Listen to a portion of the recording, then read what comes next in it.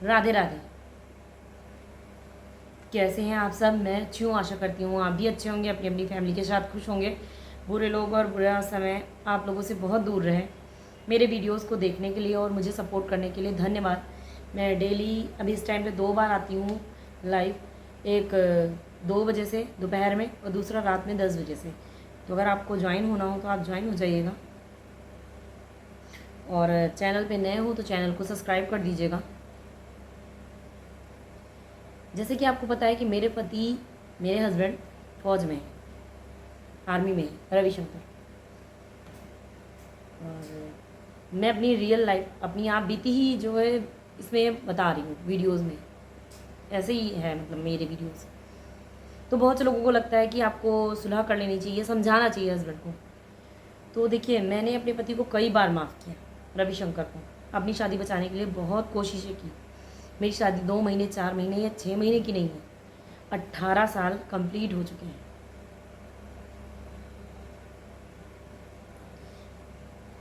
18 साल 3 महीने कंप्लीट हो चुके हैं लगभग। 2006 में हुई थी। तो आप समझ सकते हैं कि अगर 18 साल कंप्लीट होने के बाद अगर कोई लेडीज़ आकर के ऐसे बोल रही है तो उसने कितना सहा होगा। मेरी ये तकलीफ़ का शायद आप अंदाज़ा भी नहीं लगा सकते।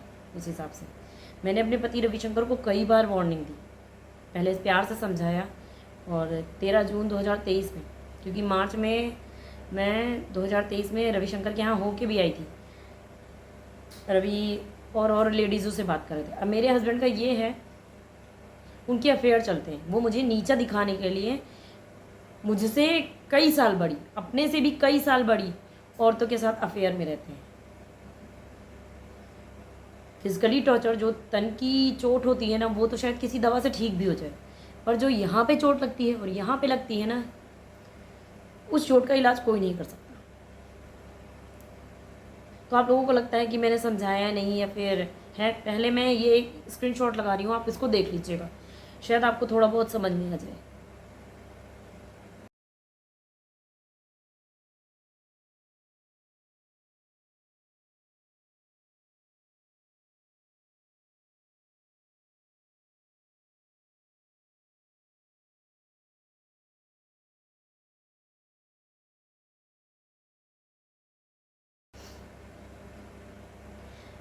मैसेज आपने देख लिए होंगे कि क्या है। मैंने इसमें साफ साफ कहा था रवि से कि अब की ये चीज़ें नहीं होनी चाहिए, सुधर जाओ तो बेटर है, नहीं तो फिर दिक्कत हो जाएगी और मैं डाइवोर्स ले लूँगी, क्योंकि मेरे को चाहिए तलाक। ऐसे में रिश्ता रखने से क्या फ़ायदा जब एक पति पत्नी का रिश्ता ही नहीं है हमारे बीच में, मतलब अभी से नहीं, काफ़ी दिन से नहीं है।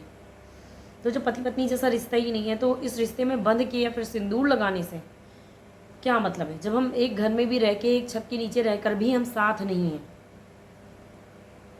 तो ऐसे रिश्ते को सिर्फ समाज में दिखाने के लिए रखना क्या मतलब है। अभी ये सारी चीज़ें मेरी बर्दाश्त से बाहर हो चुकी हैं। मतलब बार बार समझाने पे, बार बार यूनिट जाने पे या फिर और कोई रास्ता अपनाने पे भी रविशंकर को नहीं समझ में आ रहा। जब देखिए, अगर सामने वाला बंदा नहीं समझना चाहता और उसका चरित्र ही खराब है तो उसमें हम कुछ नहीं कर सकते, मैं भी कुछ नहीं कर सकती। ये चीज़ समझने में मुझे 18 साल लग गए पूरा होने में। मैंने अपनी तो ज़िंदगी बर्बाद ही कर दी, साथ में अपने बच्चे की भी ज़िंदगी बर्बाद कर दी। और जो खुशियाँ शायद मुझे मिलनी चाहिए, मेरे बच्चे को मिलनी चाहिए, ना रविशंकर एक पति होने के तौर पे मुझे दे सके और ना ही एक पिता होने के तौर पे मेरे बच्चे को दे सके। उनकी ज़िंदगी में मैं और प्रियांशु की तो कोई जगह ही नहीं है। रखेल रखेल के बच्चे, बहन बहन के बच्चे, भाभी भाभी के बच्चे, माँ माँ के बच्चे, बस इनकी रविशंकर की ज़िंदगी में यही है। और देखिए, सबसे बड़ी बात तो मैं रविशंकर के अफेयर नहीं बर्दाश्त कर सकती। मतलब अगर मुझसे ये बोला जाए कि नहीं, तुमको घर में खाना दे रहा, कपड़ा दे रहा और रहो तुम, और बाहर अगर वो किसी और के साथ टेंशन दूर करने के लिए रहे तो रह सकता है, तो मैं नहीं रह सकती, मैं अकेले ज़िंदगी बिता दूँगी। पर ऐसे में नहीं रह सकती।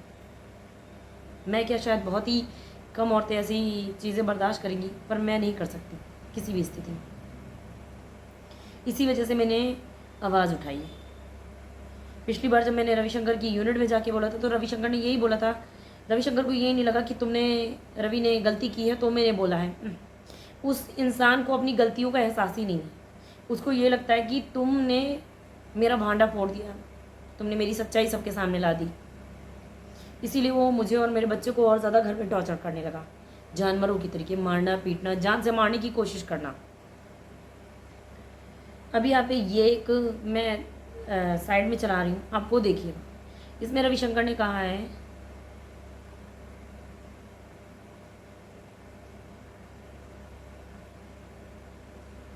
कि और देखता है कि बचाता है कौन, ये सोशल मीडिया या फिर कोई और। उनका मतलब है कि मैं तुम्हें जान से मार डालूंगा, तुम्हें कौन है बचाने वाला। तो रविशंकर, मैं तुमसे बस इतना ही कहना चाहूँगी कि अगर मेरी मौत लिखी है तो मैं मर जाऊँगी। हम सबको एक दिन मरना है, मुझे, आपको, हम सबको मरना है। दुनिया पे अगर हमने जन्म लिया है तो हम अमर नहीं हैं, आज नहीं कल हम सबको मरना है। अब मेरी मौत पहले होती है, बाद में होती है, इसी महीने होती है, अगले महीने होती है, 10 साल बाद होती है, ये मुझे नहीं पता। बस मुझे इतना पता है अगर मेरी मौत लिखी होगी तो मैं मर जाऊँगी। पर इसमें तुम्हारा कोई, शायद मारना चाहते हो सकता है तुम्हारे हाथ से हो, पर जब तक मेरा अंतिम समय नहीं आएगा ऊपर से, तब तक तुम कितनी भी कोशिश कर लो, मेरी मौत नहीं होगी। वैसे भी ये फर्स्ट टाइम नहीं है जो तुम धमकी दे रहे हो या फिर करोगे। बाई चांस अगर किया भी तुमने, इसके पहले भी तुमने कई बार कोशिश की है। पर्वत खेड़ा में जान से मारने की कोशिश की है, उसके बाद करंट लगा तब भी मैं नहीं मरी। जब पॉइजन का केस हुआ था तब भी मैं नहीं मरी। जब गले में दुपट्टा बांध के जो तुमने मारने की कोशिश की तब भी मैं नहीं मरी। और जब चक्कू से गला काटने जा रहे थे तब भी मैं नहीं मरी। तो अगर मेरी मौत लिखी होगी तो मैं मर जाऊंगी। पर तुम सिर्फ एक जरिया हो सकते हो मेरे मरने का। तुम वो वजह बन सकते हो कि नहीं तुमने मेरी जान ले ली। पर जब तक भगवान नहीं चाहते मेरे, तब तक मेरी मौत नहीं होगी। मेरी किस्मत में क्या लिखा है मुझे नहीं पता, क्योंकि मैंने जिस हिसाब से प्लानिंग की थी अपनी लाइफ की कि मैं एक फ़ौजी से शादी करूंगी, एक फ़ौजी बंदे से शादी करूंगी, क्योंकि फ़ौजी अपनी बीवी को बहुत प्यार करते हैं और सुकून से अच्छे से उसके साथ घर में रहूंगी। बेशक उसे 3 महीने की छुट्टी मिलती है तो क्या हुआ, पर मैं अपनी ज़िंदगी प्यार से काटूंगी। क्योंकि जो इंसान दूसरे के लिए और देश के लिए इतना कर सकता है, कल को उसकी बीवी बच्चों पे कोई बात आई तो वो किस हद तक जाएगा। मेरी सोच गलत थी। पर इसके लिए मैं ये भी बोलना चाहूँगी, भाई आप सब लोग अपने हस्बैंड को इस पर जज मत करिएगा। बहुत से लोग अच्छे भी होते हैं। मेरे ख़राब निकल गए हैं तो इसका मतलब ये नहीं कि आपके भी ख़राब होंगे या फिर आप मेरी स्टोरी को देख करके उनको जज करें। एक एक देखा है इंसान को मैंने, बहुत अच्छे हैं वो, पर हाँ मेरी किस्मत ख़राब थी शायद। तो मैंने जो प्लानिंग की थी कि मैं ऐसे शादी करूँगी ऐसे बंदे से और मेरी ज़िंदगी बहुत प्यार से बीतेगी, ऐसा कुछ भी नहीं हुआ। तो मेरा सोचा हुआ तो नहीं हुआ। मैंने अपनी शादी बचाने की बहुत कोशिशें की, 18 साल में बहुत कोशिशें की, बहुत कॉम्प्रोमाइज़ किया। जहाँ दिल ने गवाही नहीं दी वहाँ पे भी मैं झुक गई, पर अब नहीं हो पा रहा मुझसे। अभी इन सब चीज़ों से मुझे छुटकारा चाहिए और तुम्हें आके सामने देना पड़ेगा। जिस दिन तुमने समाज में खड़े होकर अपनी गलती एक्सेप्ट कर ली, उसी दिन मैं तुम्हें छोड़ के चली जाऊंगी। मुझे नहीं लड़ना तुमसे, ज़रूरत ही नहीं है। और एक चीज़ लास्ट बात बोलूँगी रवि, कि मेरा क्या होगा मुझे नहीं पता, क्योंकि मैंने सब कुछ माता रानी पे छोड़ दिया है। अगर उन्हें लगता होगा कि मुझे मर जाना चाहिए, मैं मर जाऊँगी। पर अगर तुम मुझे मारना चाहते हो, मैंने उस दिन भी बोला था जिस दिन तुमने चक्कू उठाया था कि तुम मार डालना, क्योंकि मैं बच गई तो मैं तुम्हारी बर्बादी की ऐसी कहानी लिखूँगी जो कभी ना किसी ने देखी होगी ना सुनी होगी। मैं सच सबके सामने ले आऊँगी। उस दिन तुमने मुझे मारने की कोशिश की और मैं बच गई, वो मेरी किस्मत थी। और अब फिर तुम बोल रहे हो कि कौन तुम्हें बचाएगा। देखता हूँ। तो मैं यही कहूँगी, अगर तुम मुझे और बच्चे को मारना चाहते हो तो मार डालो, पर अगर मैं बच गई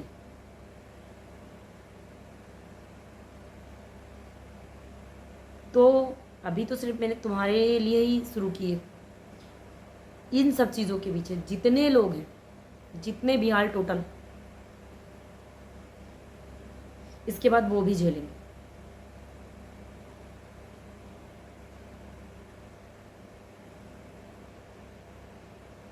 और इसकी जिम्मेदार मैं नहीं होंगी। झेलेंगे मतलब उनका सच भी सामने आएगा।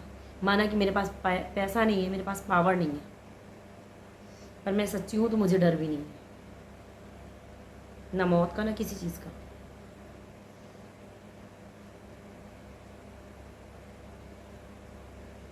तो जो भी करना सोच समझ के करना, क्योंकि दिल से प्यार निकल गया है तो मैं भी कोई रियायत नहीं करूँगी तुम्हें सज़ा दिलाने में।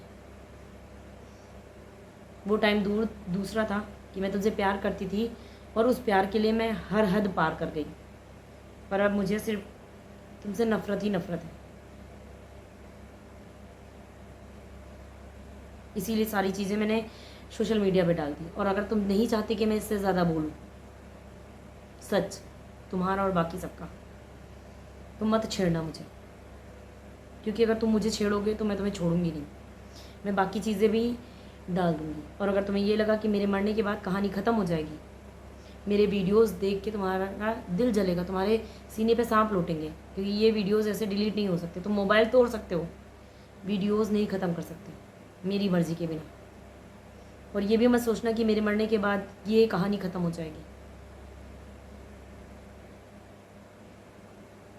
उसके बाद भी चीज़ें पड़ेंगी, पर सच छिपता नहीं है। मैं चुप थी, इसी वजह से सच छिप रहा था। तो अगर तुमको है कि तुम मुझे मार दोगे तो लगा लो कोशिश। माना कि मेरे पास पैसा नहीं है, पावर नहीं है, पर मुझे अपने भगवान पे पूरा विश्वास है।